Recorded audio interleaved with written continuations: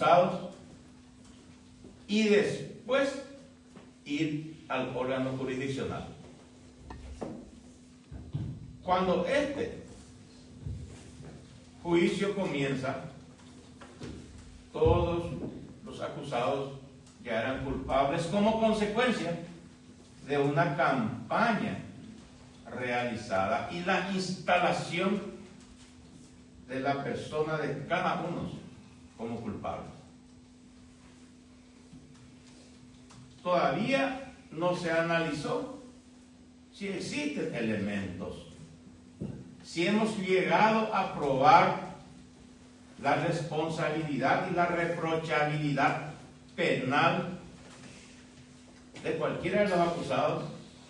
En cambio, nos hemos ocupado a desarrollar la convicción de la culpabilidad y el reclamo punitivo para cada uno. Es la inversión del sistema establecido en nuestra norma. Es por eso, para que esto no ocurra, es lo que el Código Procesal Penal estableció, de que ningún imputado debe ser presentado como culpable. Y lo que decía de una manera muy enfática el colega que me precedió en el uso de la palabra, nuestra Constitución, nuestra ley procesal penal y todo el sistema hace de que se entienda que todos son inocentes hasta que esa barrera de la inocencia sea roto. Elementos y pruebas que generen y que produzcan la convicción de que efectivamente esta persona, este ciudadano, investido del manto de la inocencia, en realidad es culpable de un hecho y de que merece un reproche y una pena. Aquí primero hicimos la campaña, después nos fuimos al órgano jurisdiccional. Primero estaba en el noticiero central haciendo una campaña de validación de un informe policial hecho en violación de las normas y en violación de la orden judicial, para después entregarle al órgano jurisdiccional. Y aún ahora estamos discutiendo la validez o no del resultado de una violación de las normas plasmados en un único documento, en un único elemento que en este juicio surgió como para generar la sospecha de la existencia de algunos hechos punibles. No existe otro. No se pudo generar en este juicio ningún otro elemento. Cuando comenzábamos, yo había dicho con mucho énfasis de que el Ministerio Público no iba a aprobar. Y no iba a aprobar la existencia de ningún hecho punible del cual fuera imputado y posteriormente acusado Franco Antonio Acosta Céspedes, y que no iba a aprobar por una cuestión muy sencilla, porque estos hechos punibles no existían. Dijimos al inicio, y pasamos creo que 33, 35 sesiones, 3 meses. ¿Y en qué nos sostenemos? Nos sostenemos en un solo elemento, en un solo hecho, que una persona que fue designada perito violó la ley, no contando que no era perito, que era una persona inhabilitada por la ley y por el Código Procesal para hacer esa actividad. Porque el título de perito no existe. Existe una formación anterior que te habilita para ir ante un organismo que se llama Corte Suprema de Justicia para procurar y obtener una matrícula. Pero la matrícula se obtiene si es que se tiene un título que te habilite para ser perito. Y acá se le designó perito. E hizo una pericia. Y no se puede corroborar la veracidad de lo que contiene este documento por un acto propio del Ministerio Público, que fue la destrucción del origen de ese informe, que es el teléfono. Esta defensa había propuesto como tema de debate y discusión en este juicio de que ese informe contenía datos falsos, que incluso se inventaron datos para incluir en ese. Y la procura del Ministerio Público es decir, no, este informe es válido y estos datos se extrajeron de ese teléfono. Insistió el Ministerio Público, se opuso tanto en el juicio como fuera del juicio, en los medios públicos, a que eso era una mentira. Pero resulta que no tiene una respuesta, no hizo mención en este juicio ni fuera de ella al resultado de la pericia realizada por el laboratorio forense del Ministerio Público, en donde se determinó que este teléfono no ofrecía la posibilidad de que se extraiga ningún dato de este teléfono, porque no era posible hacer ni una sola captura de pantalla. Y es prueba del Ministerio Público. El señor que se sentó en esa silla, llamado Sergio Salinas, que sí fue designado perito, que sí es perito, que sí tiene la formación académica y que sí tiene la matrícula, dijo: este teléfono llegó destruido. Este teléfono no ofrecía la posibilidad de extraer un solo dato. Y a mi pregunta, dijo, es imposible hacer una captura de pantalla. Estamos entonces en una contradicción inexplicable desde el punto de vista de la teoría desarrollada en este juicio por el Ministerio Público. Por un lado, dice que sirve y que es legítimo lo que hizo un no perito, que vino en este juicio a reconocer la comisión de varios hechos punibles, que vamos a desarrollar después, y que la prueba generada sin dominio, sin control de ninguna de las defensas, hecha por un órgano interno del Ministerio Público como es el laboratorio forense, decir, este teléfono está descompuesto.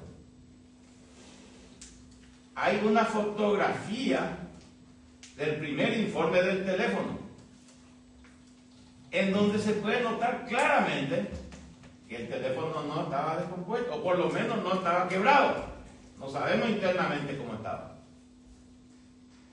pero sin romper la cadena de custodia de la posesión del teléfono en manos del Ministerio Público, que fue a una señora que se llama Dayana Cáceres Mercado, y que ella devolvió de vuelta al Ministerio Público. Son los registros documentarios que tenemos. A pesar de que ahí hay un poco una falta de información complementaria, pero de la mano del acusador esto va directamente al laboratorio forense. Y vino acá el señor Sergio Salinas, funcionario del Ministerio Público, dependiente del Ministerio Público, que declaró que está en rango inferior del acusador público. Dijo, fue imposible.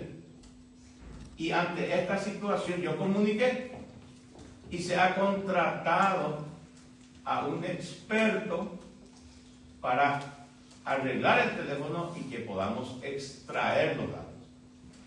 Y este experto se va en el laboratorio forense frente a mí, trató de arreglar el teléfono y no fue posible.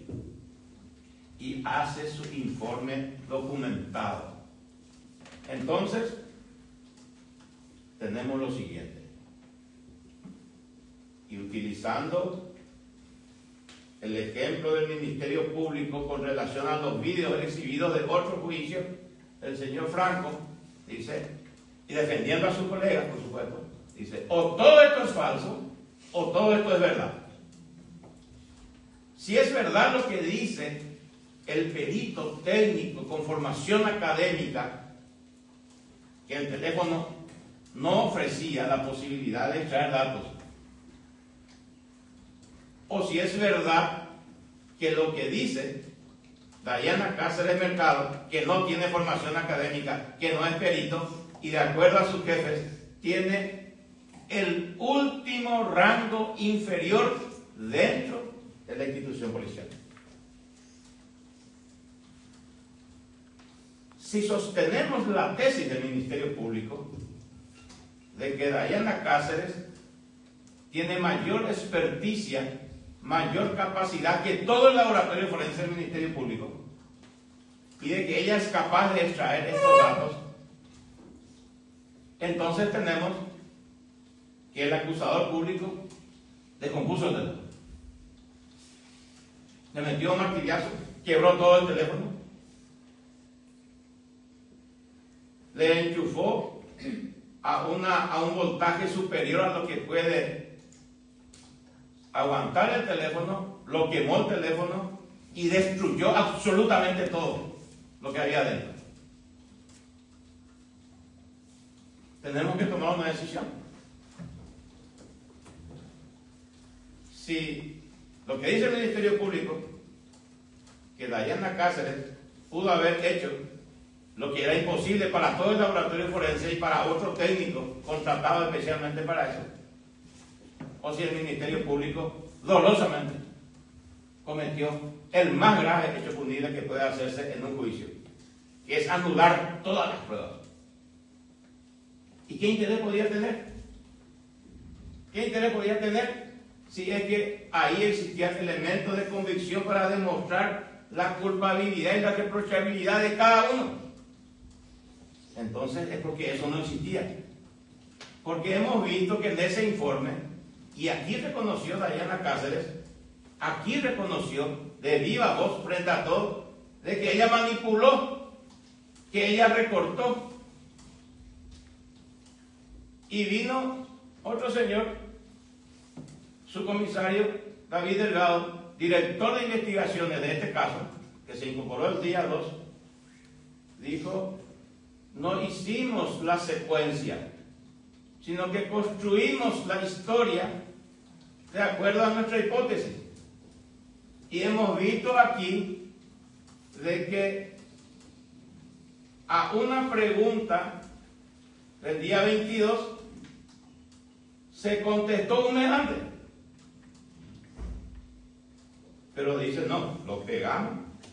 ¿Y por qué hiciste? Y a mí nadie me va a decir cómo tengo que hacer mi investigación. Yo tengo la autonomía de hacer y yo construir esto.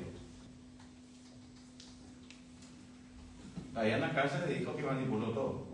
Destruyó las pruebas. No hay secuencia. No hay una sola captura de pantalla que haya hecho Diana Cáceres que no haya sido manipulado. No hay uno solo para muestra en donde no se le haya agregado algo, que se le haya quitado algo. Porque le exhibimos aquí y en cada uno dijo, sí, eso yo lo agregué. Y hay algo que no tenemos que olvidar, que la conducta procesal de todas las partes está regulado en una ley.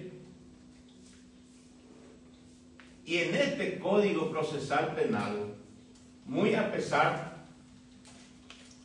de muchos, hay un artículo 200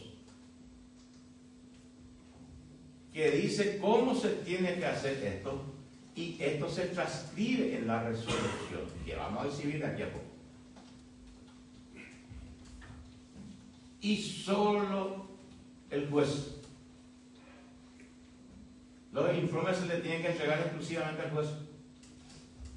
Solo el juez debe verificar lo que se extrae, y solo el juez, en una audiencia de las partes, se tiene que desechar lo que no hace a la investigación y se tiene que dejar lo que sí hace a la investigación. Y Diana Cáceres confesó aquí públicamente haber manipulado gráficamente, haber testado de acuerdo a su propio criterio sin la participación de nadie. Ella asumió aquí públicamente de que usurpó las funciones de un juez, y no escuché nada grave en más de 35 años de experiencia del ejercicio de la profesión. Si esta defensa no asumió inmediatamente una denuncia contra ella y no solicitó en esta audiencia que se le abre alta y se remita su antecedente a la fiscalía, no a esta fiscalía sino a cualquier otro fiscal, para que investigue, es porque la señora estaba bajo juramento. Y yo sí soy respetuoso de la Constitución. Y estando bajo juramento, no podríamos utilizar en contra de ella lo que declara contra sí misma. Pero sí es lo que se llama como una prueba casual. Nos da datos ciertos de que una persona asume públicamente en un acto público y con un instrumento público de que cometió delitos. Y de que le privó a todos la posibilidad de demostrar, no había necesidad de demostrar la inocencia, pero le imposibilitó a todos de demostrar su inocencia. Porque borró todo. Porque el Ministerio Público borró todo. Porque el Ministerio Público descompuso el teléfono. No queremos en un ping-pong de respuestas a las injurias a la persona, al defensor o el acusado sostenido por el Ministerio Público, al decir, no, este colega no sabe ni leer, o no aprendió a leer, o no, la conducta de Franco Acosta es una bajeza, porque entonces desviaríamos la atención. Pero tenemos que recordar que este juicio va a quedar en la memoria colectiva de la gente.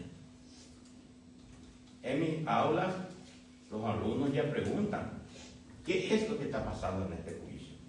Y yo sé que muchos de los docentes o alumnos le van a preguntar y le van a decir, acá no se cumplió la ley. Acá no se respetó lo que dice la ley. Acá se cumplió el artículo 200 con relación a esto. ¿Usurpó o no usurpó esta policía? Y la demostración de que su conducta fue ilícita está en la declaración de todos sus jefes. Del director, del jefe de gabinete, de su jefe inmediato, todos los policías que vinieron acá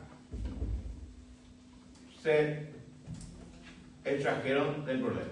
Dijeron, yo no he visto el teléfono, yo no manipulé el teléfono, yo no toqué el teléfono, yo no he visto cuando ella sacó los datos, yo firmé nomás. Estábamos a 1000 por hora y no había tiempo y en la confianza que le teníamos a ella firmamos.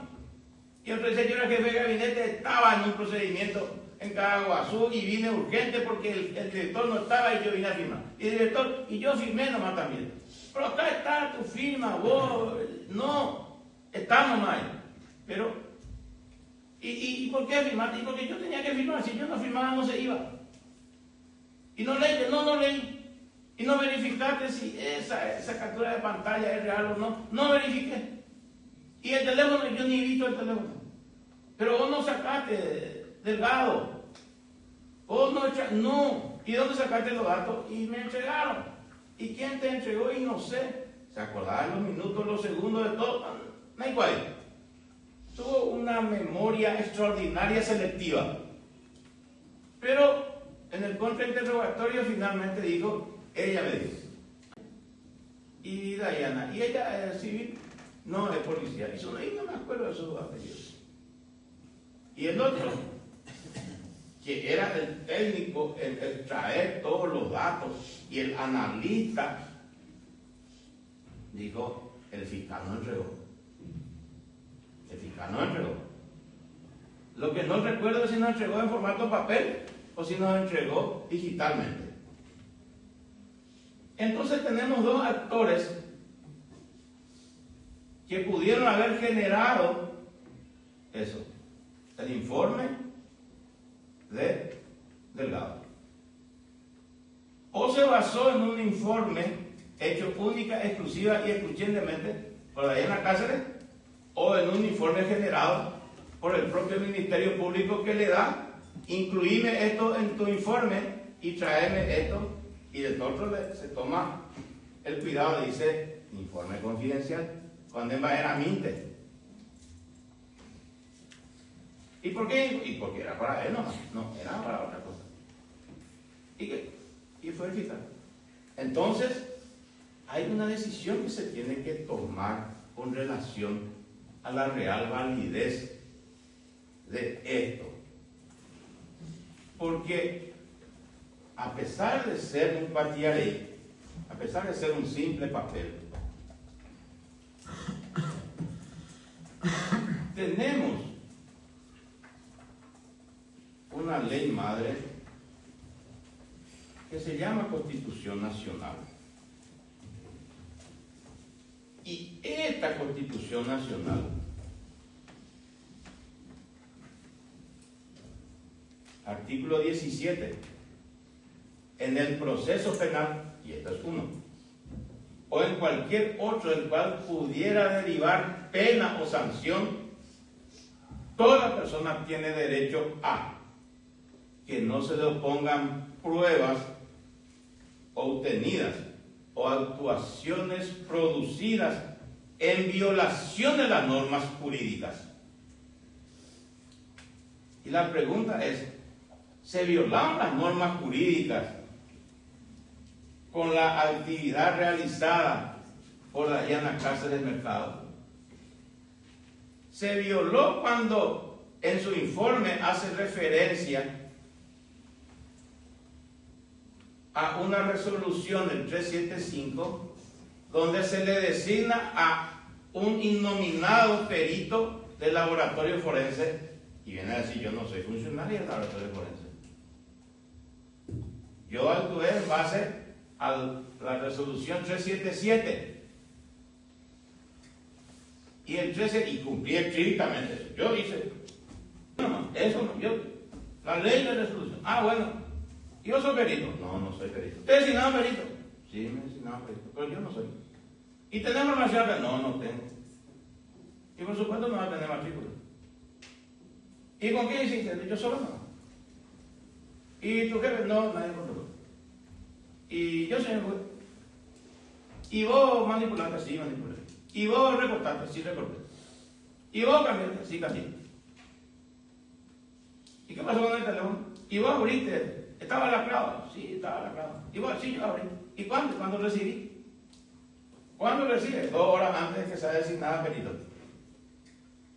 Está en una prueba que el Ministerio Público presentó, que es el cuaderno de novedades, cuando a las 16:30, mucho antes de que el Ministerio Público solicite su designación como perito, recibe. Se corrigió todo. Era 375, le puso encima 377 para tratar de ajustar, para venir acá a decir, en mis 2 informes, yo me refería a una resolución que no era, y ese error de tipeo nomás. Y me refería al pedido que hizo la Fiscalía de acuerdo a su oficio 48 y 40. Error de tipeo nomás eso. Allá hubiera ido, ¿verdad? Y ese es el elemento. Fuera de eso, el Ministerio Público no pudo construir ningún otro elemento jurídico que se pudo haber debatido en este juicio. No hay nada. Todo deriva de eso, pero tiene una barrera que no puede superar, que es la prueba producida por el propio Ministerio Público, con su propio laboratorio forense, con su propio perito, que vino acá a confesar que está en menor rango y que él, su jefe es el fiscal, y ese no pudo decir que el teléfono funcionaba. Y tuvo que decir la verdad. Porque el Ministerio Público se cuidó muy bien de no ofrecer como prueba ese teléfono. Hoy estamos concluyendo y ese teléfono no vino acá. Ni teléfono pejengüeye, cacue, peano yo ofrecí como prueba. Porque estamos ocultando algo. Solo que este señor, temeroso a que ofrezcamos esa prueba y que venga el teléfono y que el teléfono realmente no funcione, tuvo que decir la verdad en su informe. Y teníamos la posibilidad de ofrecer esa prueba antes, él sabe, porque es un perito de mucha antigüedad ya dentro del laboratorio forense y ya declaró ya en cientos de juicios, dijo acá, no sé cuántos, cientos de juicios. Ya sabe la dinámica de un juicio oral. Y ya sabe que al inicio se podía ofrecer y que él se le iba a entregar ese teléfono y que él tenía que abrir el teléfono y tenía que demostrar las capturas de pantalla. Y eso él sabía que no podía hacer. Y no podía venir a contradecirse a su informe escrito, documentado y constituido en un instrumento público. Dijo la verdad, no mintió. Y si el perito que vino acá y se le permitió exhibir y explicar en detalle cada uno, cosa que se opuso el Ministerio Público a que se haga con Dayana Cáceres, o se opuso a que se haga una pericia de la legitimidad de las capturas de pantalla, entonces estamos ante un órgano acusador que sí obstruyó. Obstruyó no la investigación, obstruyó la demostración de la inocencia, porque lastimosamente en este juicio esa presunción de inocencia tiene que ir acompañada por la demostración, por la campaña de culpabilidad que se hizo ante la sociedad. Tenemos que convencerle al tribunal y tenemos que convencerle a esas personas que allá están mirando que es inocente este señor. Eso tenemos que hacer. ¿Y qué hizo la Fiscalía? Porque si hubiese sido un accidente,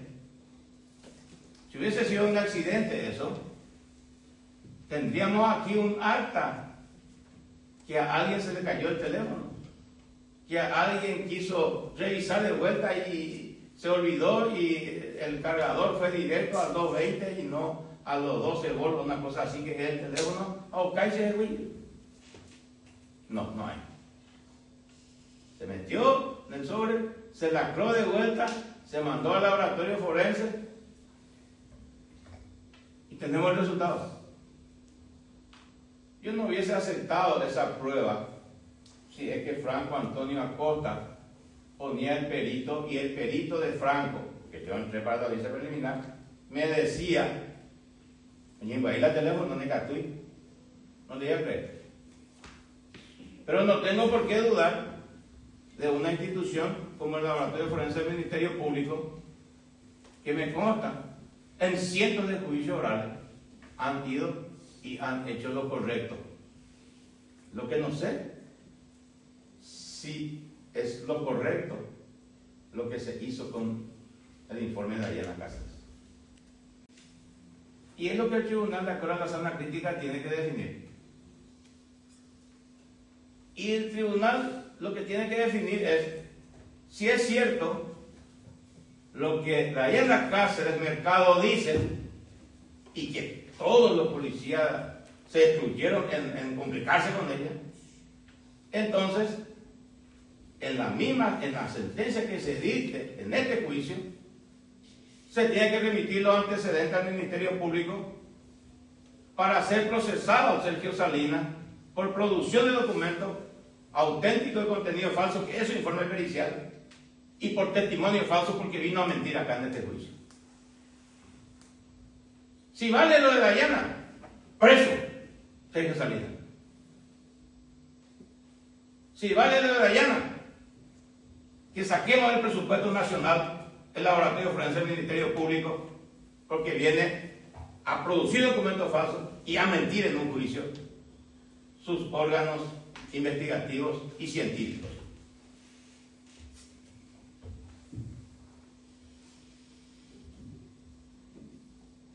Pero vamos a ir un poco a la génesis.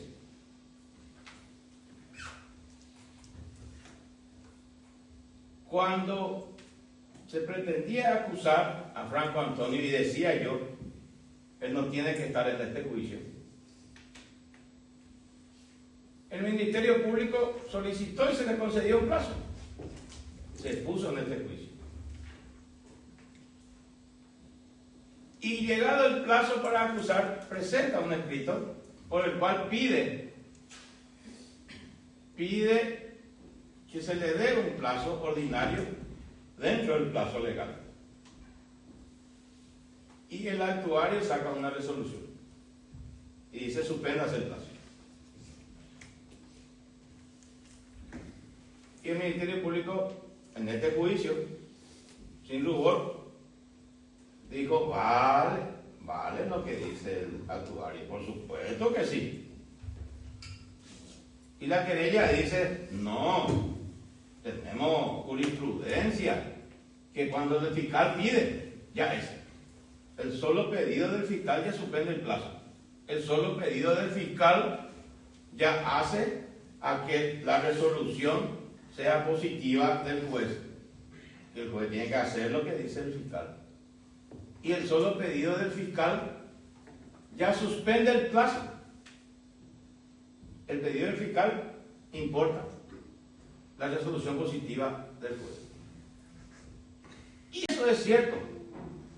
Si eso tiene que ser así, si esa es una verdad, ¿qué hacemos acá? ¿Para qué discutimos? ¿Por qué la ley establece un debate público? ¿Por qué se hace un juicio de méritos donde se tiene que demostrar? El artículo 53 del Código Procesal Penal habla de eso. Se tiene que demostrar. No se puede. Pero si lo que dice el fiscal nomás es lo cierto, si lo que dice el fiscal nomás es lo que se tiene que hacer, si el pedido del fiscal ya importa lo que representa la siguiente resolución, si no hace falta que el juez se expida, si no hace falta que el órgano jurisdiccional haga uso de los poderes que la ley le da, y lo que dice el fiscal nomás ya está, ¿qué sentido tiene un juicio oral? ¿Qué sentido tiene el Código Procesal Penal? ¿Por qué sencillamente no se sienta el fiscal y dice: bueno, acá fulano es culpable, condena de tanto, no necesito justificar el artículo 65, no tengo que decir nada, pena máxima para fulano, se me ocurre tantos años, y tantos años, y el tribunal, ¿para qué está? La carga de la prueba corresponderá al Ministerio Público, dice la ley, quien deberá probar en juicio oral y público los hechos que fundamenten su acusación. La carga de la prueba corresponderá. No deja a la subjetividad la ley. No deja que nosotros pensemos y concluyamos qué se nos ocurre. Es un mandato legal. La ley ordena que corresponde al Ministerio Público. Y no dice, tiene que intentar, tiene que llegar con su tesis, tiene que llegar con su hipótesis a los alegatos finales y finalmente decirle al tribunal por las reglas de inferencia, fulano es culpable. Le seguí muy atentamente a los alegatos finales del Ministerio Público y tomé nota de estos.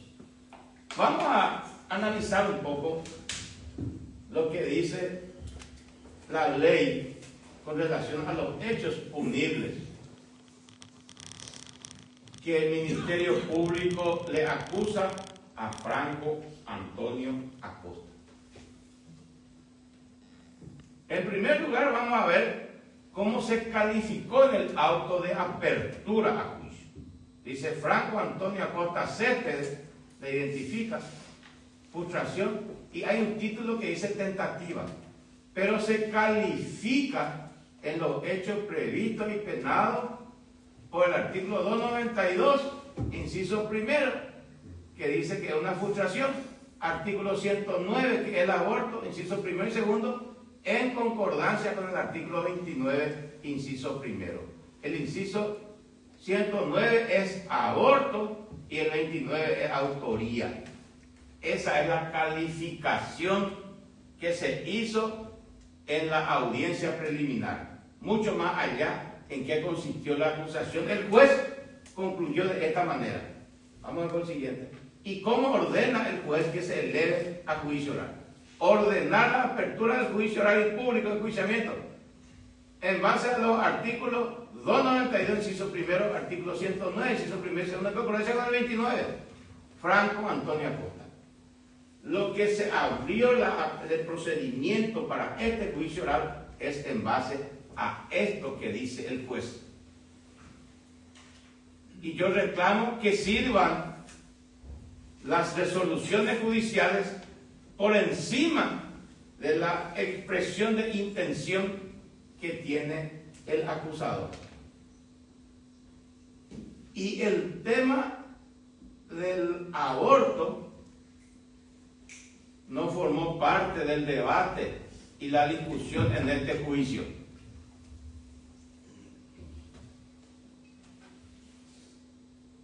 En sus alegatos finales, el Ministerio Público dice, en base al artículo 26 y 27, que es la tentativa. Pero tuvo la oportunidad el fiscal, y esos estudiantes de Derecho sepan, que están viendo ahora Sociedad Oestense, que cuando sale esta resolución y no era de su agrado, o no salía como él quería, o como él pensaba, o como él acusaba, tenía la posibilidad de plantear una declaratoria, o tenía la posibilidad de plantear una rectificación, y dejó pasar. Porque no creo que no haya leído y no se haya dado cuenta de él. Tuvo la oportunidad el fiscal de ampliar su acusación con relación a la tentativa al inicio de este juicio en sus alegatos iniciales. Y en este juicio, a esta hora que estamos aquí, el Ministerio Público no amplió su acusación con relación a ningún hecho punible en lo que respecta a Franco Antonio Acosta Céspedes. No hizo ninguna ampliación, no dijo vengo a ampliar mi acusación con relación a lo que establece el artículo 109, incisos primero y segundo, en concordancia con el artículo 26 y 27 del Código Penal. Y ampliar, y no pasó. Y a esta altura no puede venir y hacer una hermosa poesía y decir en sus alegatos finales, yo quiero también, había sido que la tentativa, porque vino acá el doctor Lemir y dijo que el feto estaba intacto y que no hubo aborto, y presentó en su informe una foto del feto intacto. Entonces, como no hay aborto, ni antoja hacer tentativa y llama, dijo, a ver. Ese es el juicio que estamos llevando adelante. Y esta resolución judicial nunca fue atacado. Está firme, ejecutoriado, y es sobre la cual este juicio. No hay ampliación. Vamos al siguiente. Vamos a ver un poco qué es lo que dice el 292, cuya parte final explicó muy bien la defensa del señor Villamayor. Y acá tenemos el 292 del Código Penal paraguayo, la frustración y la ejecución penal es que intencionalmente ya se impidiera. Tiene que haber una conducta de resultado. Tiene que haber en la conducta de Franco Antonio Acosta algo que impida. ¿Y qué tiene que impedir? Tiene que impedir que otro fuera condenado a una pena o sometido a una medida por un hecho antijurídico. El inciso segundo, se aplicará la misma pena al que impidiera total o parcialmente la ejecución de la condena de otro. Entonces acá el objeto probatorio del Ministerio Público, que ni siquiera se hizo mención en todo el juicio, no hizo mención en sus alegatos finales, qué acto concreto en la conducta de Franco Antonio impidió. No hizo mención, no se recordó. Ojasaji Ari, ni una letra, nada que diga Franco Antonio impidió que el señor Juan Pérez sea condenado. Y si eso quiere sostener el Ministerio Público, no ofensa ante el tribunal. Porque si dice, o se quiere entender en la imaginación del Ministerio Público de que él quiere impedir que esta señora, que esta chica, que el señor sea condenado, entonces ¿qué está diciendo? O que él está haciendo actos concretos para impedir que en el otro juicio que ya comenzó, el otro sospechoso sea condenado. ¿Se dijo eso? No. ¿Impidió Franco? No. Es más, a los efectos de traer más luz y procurar la demostración de la inocencia, a casi todos los testigos policías le pregunté si Franco trató de inducirle, trató de sobornarle, trató de decirle que no haga, que deje de hacer, que trató de ayudarle a alguien. No. Y la respuesta más categórica de nuestro investigador estrella: a mí nadie me va a decir cómo tengo que hacer una investigación. A mí no me habló. Ahí está la palabra clave. Él tenía que haber impedido una condena, o tuvo que haber impedido de que otro sea sometido a una medida. ¿Y qué medida? ¿Qué medida? Vamos a ver por el artículo 72.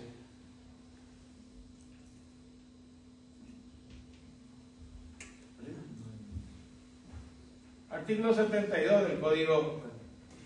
Ahí está. Ahí el Código Penal nos dice las clases de medidas, porque el 292 no dice medidas sustitutivas, no dice medidas alternativas, no dice medidas cautelares, dice medidas.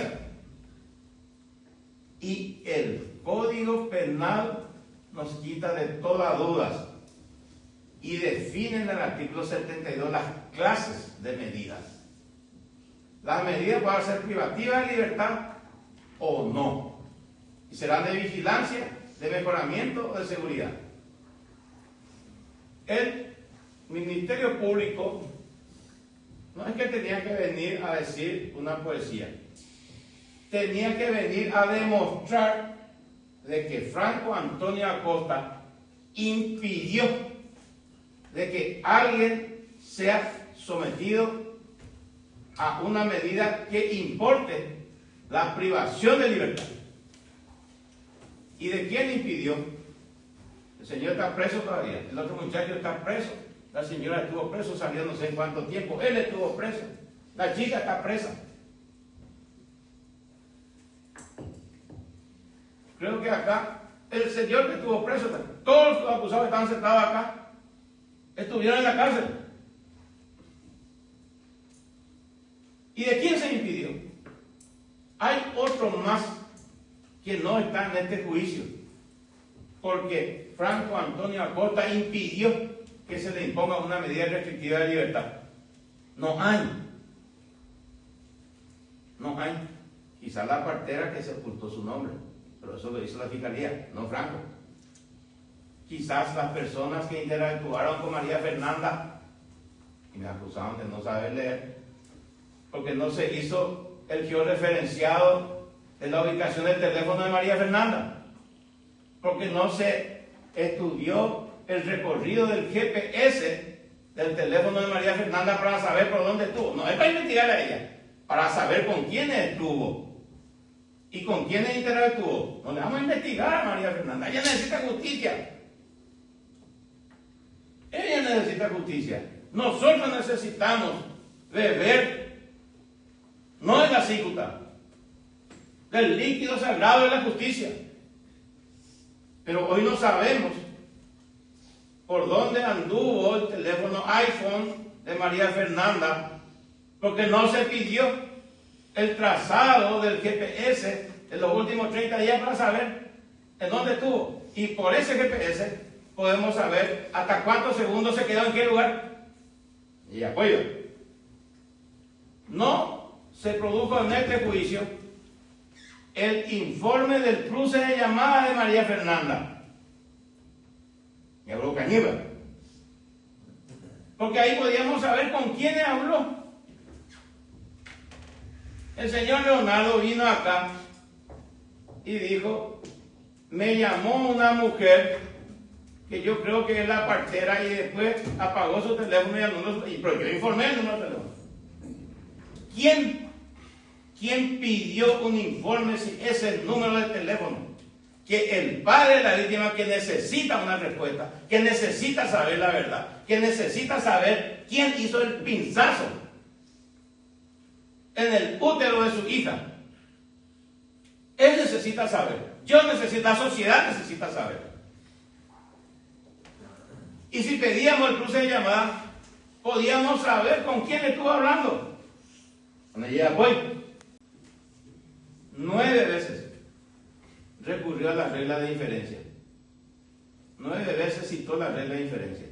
¿Y qué es la regla de inferencia? Inferir, deducir. ¿No tiene prueba? Entonces dicen, no, vamos a deducir nomás acá. Vamos a inferir nomás.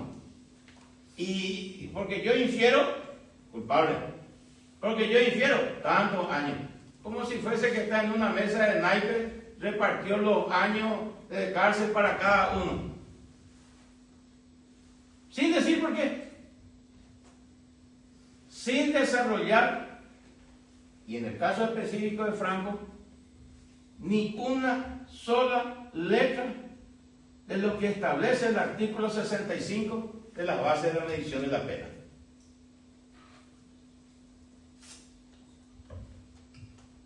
¿Y ante qué estamos entonces?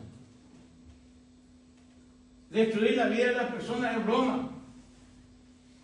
Destruir la vida de las personas, mandarle a la cárcel a inocentes. Vaya a decir, ganamos el juicio y le condenamos. ¿A quién? ¿Por qué? ¿Y el por qué? ¿Y en qué pruebas?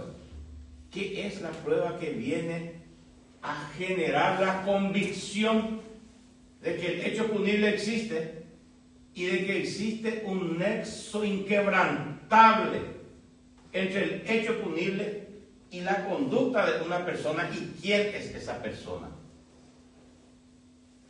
Si eso no se demuestra, estamos ante el no quiebre de la declaración de inocencia del ciudadano.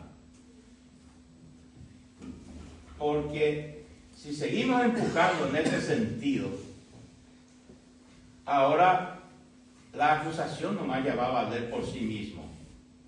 Y la carga de la prueba se va a trasladar al acusado.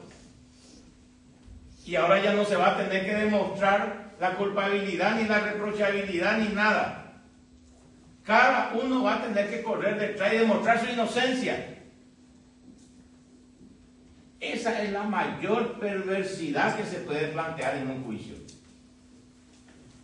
De que a quien le acusamos ya está, ya es culpable. Repartimos los años, ya está.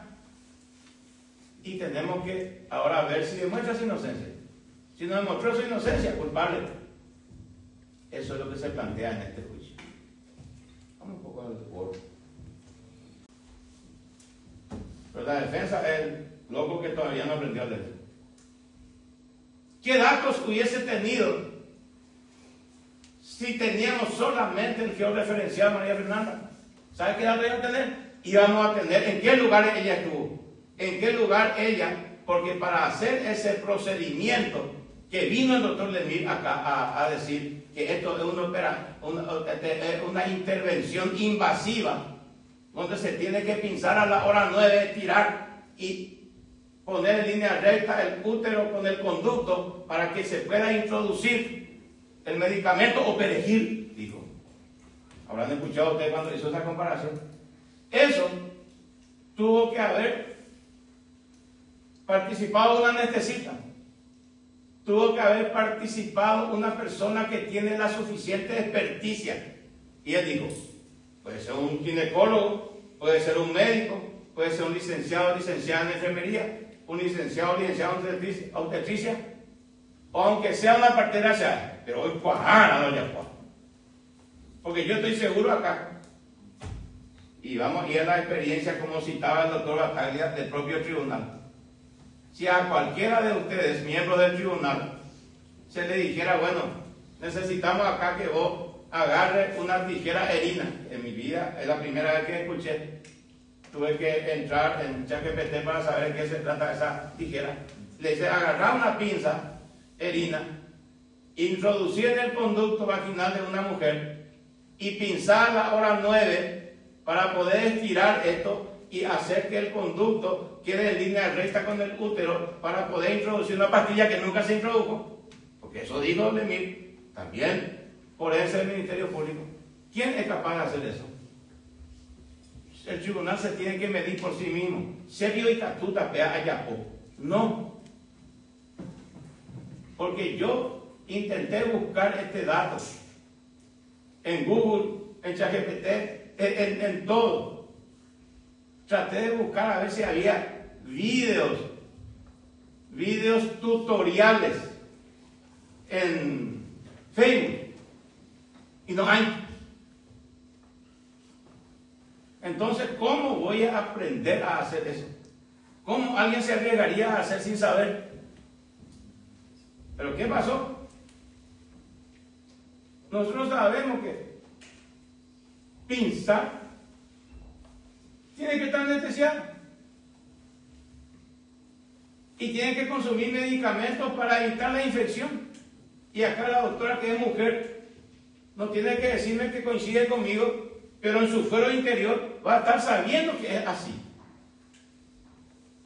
¿Quién es en su sano juicio una mujer que se va a subir, de acuerdo a lo que dijo Lemir, en una camilla ginecológica, a alzar las piernas sin anestesia? Está una anestesista ahí. Y si teníamos el cruce de llamada de María Fernanda, mucho hubiésemos sabido. Si teníamos la ubicación que hemos referenciado, mucho, así como sabemos que el supuesto día del hecho, el día 27 de mayo, Franco Antonio estaba en Asunción, después que se fue a la facultad de la Universidad de San Lorenzo, de que del 27 volvió a Coronel Oviedo, de que del 27 al 31, que no fue un hallazgo, creo que fue un señalamiento del lugar de la víctima. Él estuvo en su casa, se fue a la farmacia y volvió a su casa. Y no es una prueba que hizo la defensa, es una prueba que produjo el Ministerio Público a través de la dirección de la investigación que tiene sobre la Policía Nacional, y vino acá, aquí referenciado, está. Lo hizo Delgado, que muy sinceramente contó que no tenía la fuente de la captura de pantalla. Si sabíamos eso de María Fernanda, ¿será que algunos acá estaban sentados? Si teníamos el cruce de llamada de María Fernanda, ¿será que va a aparecer que Franco habló con ella? ¿Y saben por qué eso no está? Porque María Fernanda no habló con él. No le pidió a Villamayor, después de que yo 3-4 días esté muerto, traerle poco. No va a aparecer eso. Por eso el ocultamiento malicioso de estos datos. Pero el malo es la defensa, porque señala a él.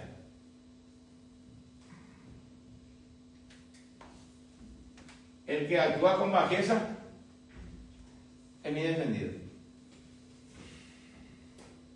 Y eso es así.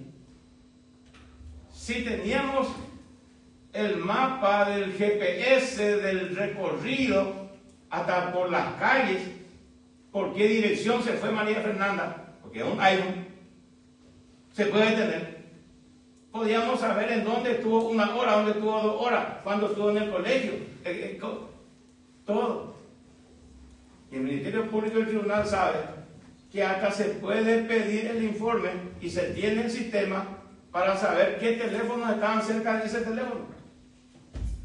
Pues ya participé en otro juicio donde, como pruebas casuales, se supieron que otro teléfono estuvo cerca de este teléfono que está siendo investigado, y surgen los números de teléfono que estaban en esa celda y quienes se utilizaban. No lo hicimos. O si hicimos, ganamos. Porque se demostraba la inocencia. Porque es tan básico esto que me resisto a creer que no se hizo. Fue tanta la reacción en sus alegatos finales de la acusación pública contra la defensa por reclamar esto, que me hace pensar seriamente en que estas pruebas iban a ser un compromiso para la hipótesis de concluir por las reglas de inferencia de que Franco es culpable. Estas medidas tenían que probar que se violó alguna medida de vigilancia, tenían que probar que se probó cualquiera de estos elementos. No se hizo mención. ¿Y cómo es que queremos sostener una acusación si ni siquiera intentamos probar el hecho acusado? Porque en este juicio, y la sociedad acompañó esto, porque se transmitió cada sesión, y el tribunal también, el Ministerio Público no hizo la intención de probar esto, y ni siquiera hizo mención de que exista una conducta de Franco para frustrar en los términos del 292, en que él haya impedido que alguien sea sometido a una medida o que sea condenado.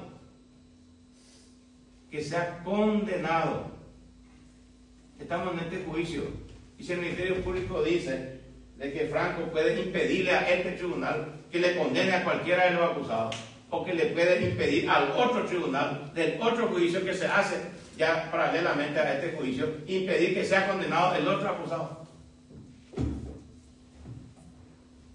¿Se imaginan ustedes la dimensión de la acusación? Y no es que intenté probar, no es que mi prueba se puede discutir y ver si se hizo bien o mal. No, no se hizo nada. En sus alegatos finales, el Ministerio Público no hizo mención, una letra, una palabra, de qué conducta observó Franco Antonio Acosta para impedir que alguien sea condenado o que alguien sea sometido a una medida de estas. Eso es lo que tenemos. Eso es lo que tenemos. Vamos a ver un poco el artículo 109, inciso primero. Esto es lo que acusó y esto es lo que en el auto de apertura se calificó y esto es lo que el juez en la audiencia preliminar ordenó que se haga el juicio con relación al artículo 109 en concordancia con el artículo 29 del Código Penal. Exhibimos aquí el auto de apertura. ¿Y qué dice el 109? El que matare a un feto será castigado con pena privativa de libertad de hasta 5 años. Se castigará también la tentativa. La sola lectura de esto tenemos dos elementos. Uno, el que matare a un feto. Se le mató a algún feto. La prueba del Ministerio Público que Pablo Lemir dijo el feto estaba intacto. En su informe está la foto con una regla midiendo y diciendo que tenía 14 semanas, que no recibió y no se encontró rastros de ningún medicamento, que no se introdujo en el útero ningún medicamento. El feto estaba vivo, bien. Y el doctor Lemir dijo algo categórico, contundente e irrefutable. El feto murió porque la madre murió. Me hubiese gustado cambiar la historia, pero es el resultado de un trabajo científico. Y el doctor Lemir dijo, yo me fui a hacer esto porque yo soy especializado en ginecología. Este es mi área. Todo lo otro hago porque es mi trabajo, pero acá soy yo. O hacia antes de. Yo soy ginecólogo. Y me fui, abrimos, la otra doctora también dijo la misma cosa, el útero, y encontramos el feto intacto. Intacto. Entonces le matamos al feto. Le mató Franco Antonio Acosta al feto. Y la respuesta no lo doy yo, lo da el trabajo científico realizado por el laboratorio forense del Ministerio Público, por la prueba presentada por el Ministerio Público, no una prueba de la defensa. Es la misma fiscalía que presentó la prueba para demostrar que no existe aborto. Es la misma fiscalía que presentó la prueba para que acá se diga de que no se encontró vestigio ni rastro de la aplicación de ningún medicamento a la víctima. Que ahí no se introdujo ningún medicamento abortivo y que pudo haber sido perejil, pero no había nada. Y el feto murió porque la madre murió. No lo digo yo, solo repito. y la autoría es el que realizara el hecho. ¿Qué hecho se puede realizar ante un delito inexistente como el aborto? Trató de mitigar el Ministerio Público esto y en sus alegatos finales introduce ahí el 26 y el 27, que no está en el auto de apertura. El objeto de este juicio, al inicio, no se amplió la acusación, no fue objeto de este juicio el 26 y el 27 del Código Penal. Pero aún así queremos referirnos a eso. ¿En qué consiste la tentativa del 26 y 27? Porque vamos a hacer tal réplica bien,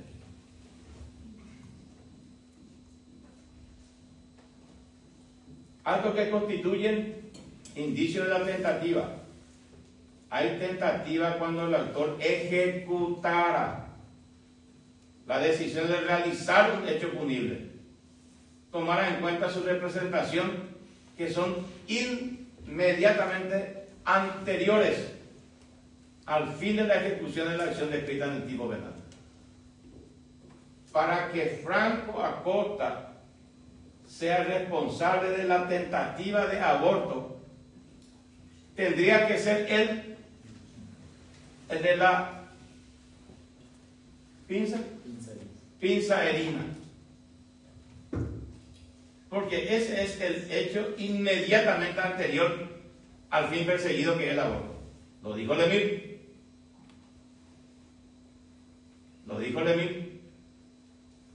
Lo dijo el Ministerio Público a través de sus pruebas. Lo que no dijo, porque no existe, es una relación de Franco Antonio Acosta con la pinza herina, con la hora 9, con el pinzamiento y con el intento del aborto. Si es que eso ocurrió.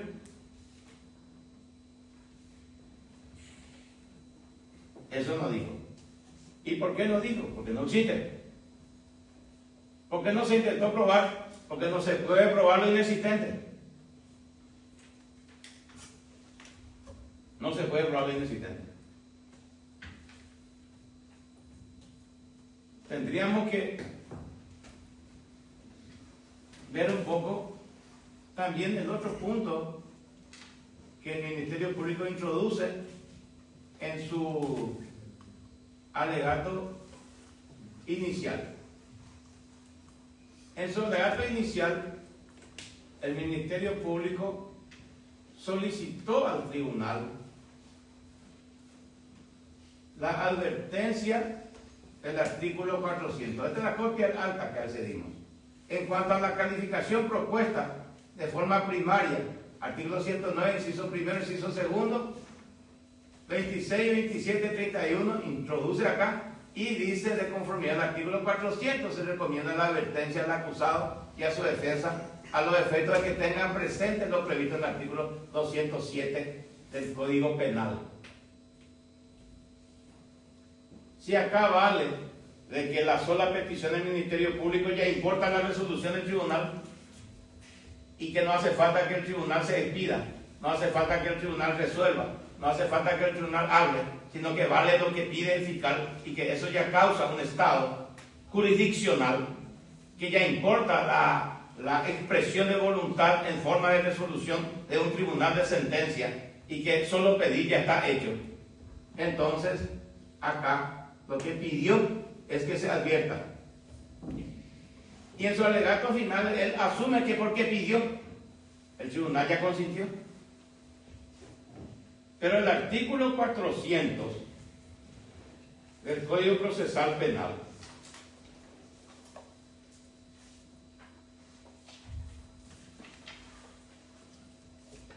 podrá ser acreditado otros hechos y otras circunstancias. Sin embargo, el condenado no podrá ser condenado en virtud de un tipo penal distinto al invocado en la acusación. Si el tribunal observa la posibilidad de una calificación jurídica que no ha sido considerado por ninguna de las partes, advertirá al imputado sobre esa posibilidad para que prepare su defensa. Hay un acto formal, legal, dentro del proceso en el juicio oral. Si el tribunal advierte y el tribunal hizo lo correcto porque pide al inicio del juicio, cuando el juicio está iniciando no se puede advertir la posibilidad de la existencia de otro hecho punible. No existe esa posibilidad procesal. En el transcurso del juicio, si surgía un elemento, el tribunal tenía que decir: un segundo, le advertimos a Franco Antonio Acosta sobre la posibilidad de la aplicación del artículo 207 para que prepare su defensa. Es lo que dice la ley. Ahora la pregunta es: el tribunal advirtió de la posibilidad del 207 del Código Penal en los términos del artículo 400 al acusado Franco Antonio Acosta. Y antes de que yo dé la respuesta, ya todos saben, el tribunal no hizo esta advertencia. Y no advirtió porque no existió la posibilidad de la aplicación del artículo 207. Porque si el tribunal advertía que eso era posible, lo hubiese hecho. Y si no hizo, es porque esto no existió. Y eso es un hecho y es una circunstancia que no merece ninguna discusión. Y al no haber sido advertido y al no habersele dado la posibilidad de preparar su defensa con relación a eso, y al no haber ampliado la fiscalía su acusación con relación a este hecho punible, esto no forma parte de este juicio. Y no se puede venir en los alegatos finales a pedir nomás la aplicación de cualquier sanción, de cualquier pena, de cualquier artículo del Código Penal, porque al final se me ocurre, porque estoy muy enojado, porque mi colega está procesada en anticorrupción del Poder Judicial e investigada en anticorrupción del Ministerio Público. Venga, estoy. Porque acá que se planteó, si es verdad lo de Franco, entonces que todos vayan por soborno. Si no es verdad, que se absuelva a mi colega. ¿Escuchamos? No hace falta aplicar las reglas de inferencia para entender eso.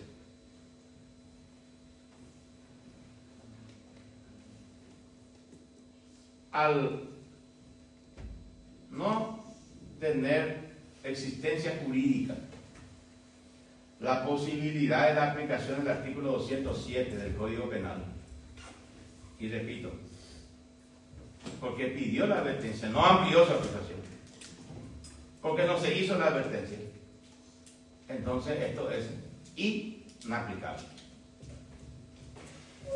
Inaplicable.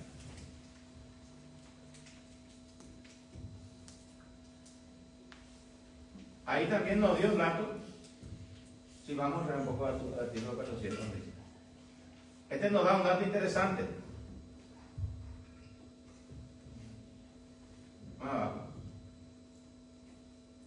Acá el Ministerio Público tuvo la oportunidad de ampliar su acusación. Ahí donde, perdón, su señoría, ahí donde recién hablamos que no hizo la advertencia del artículo 400. Ahí está. Estos son los alegatos iniciales de la Fiscalía. Acá hace mención el artículo 26 y 27. Pero esto implica la ampliación de la acusación. Porque el Código Procesal Penal establece reglas claras de cómo se hace la acusación. Y si quiere ampliar su acusación, debe decirlo expresamente. Y debe ofrecer las pruebas en las cuales quiere sostener la ampliación de su acusación, de tal suerte de que se pueda ejercer la defensa. Ahí ya entra. No, hay que ampliar la acusación. Y acá no existe la ampliación de la acusación. El Ministerio Público no expresó su voluntad, no exteriorizó su voluntad de ampliar la acusación con relación al artículo 26 y 27, que es la tentativa.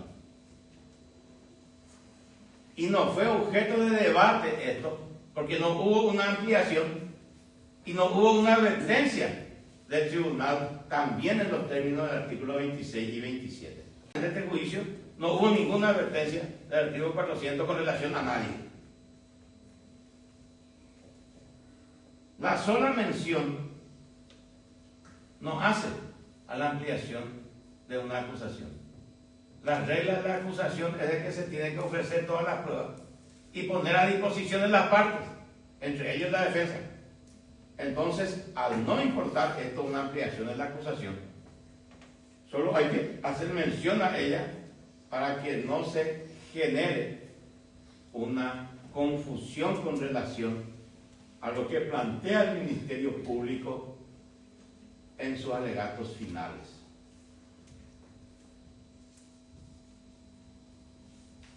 Se habló de la tentativa en el marco acusatorio. Se ofreció pruebas en el marco acusatorio de la tentativa. Y finalmente, se ofreció, aún de manera casual, aún de manera colateral, los actos ejecutados por Franco Antonio inmediatamente anteriores a la ejecución de la acción descrita en el tipo penal de aborto.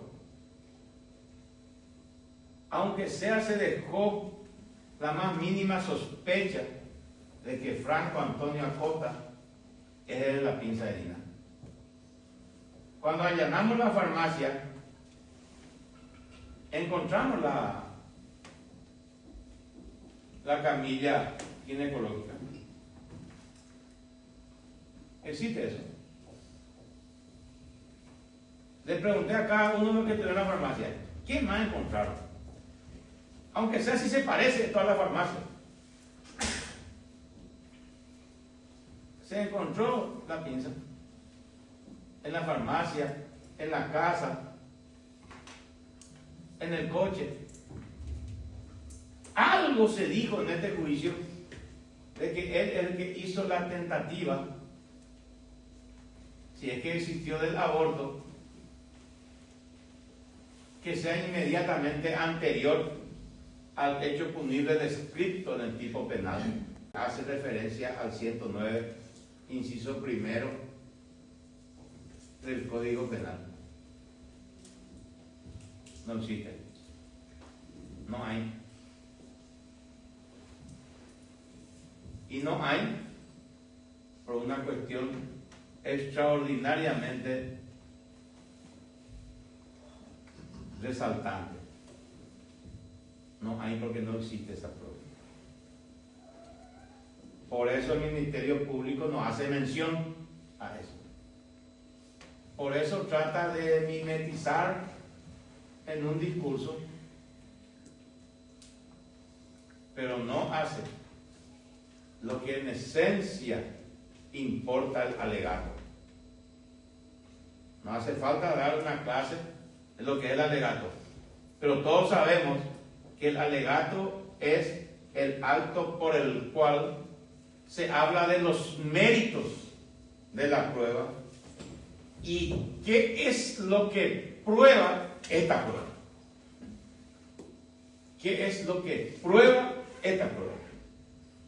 Y acá no se hizo mención de ninguna sola prueba.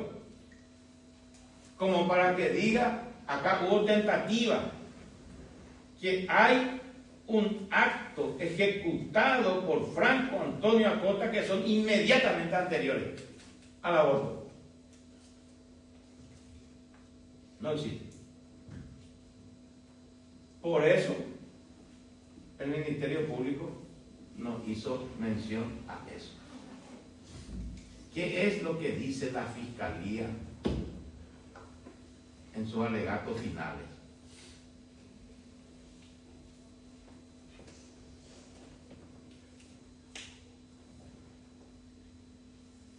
Y aquí está. Se atribuye la provisión de medicamentos abortivos a Franco Antonio Acuña. La doctora ahora va a hablar un poco sobre eso más extensamente. ¿Qué medicamento abortivo? ¿Quién compró? ¿A quién se le vendió? Él mismo, finalmente, el ejemplo que dio el doctor Atalia. El que fabricó la pistola es también autor del homicidio. El que fabricó el medicamento. Vamos a hablar con la doctora Ada de eso.